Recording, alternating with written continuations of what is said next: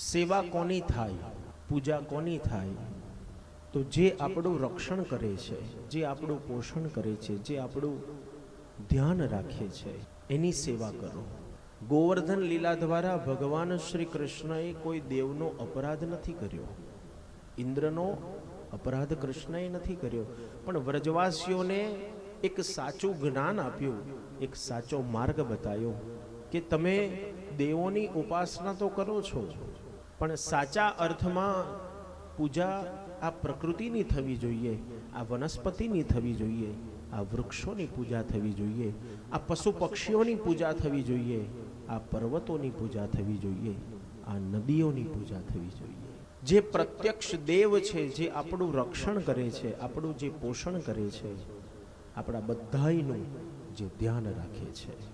કૃષ્ણએ આ વિચાર વ્રજવાસીઓને પણ આપ્યો અને ગોવર્ધન લીલા દ્વારા આપણને બધાયને કૃષ્ણ આ વિચાર આપે છે કે સેવા આ વૃક્ષોની કરો, વૃક્ષોનું જતન કરો, વૃક્ષોનું રક્ષણ કરો.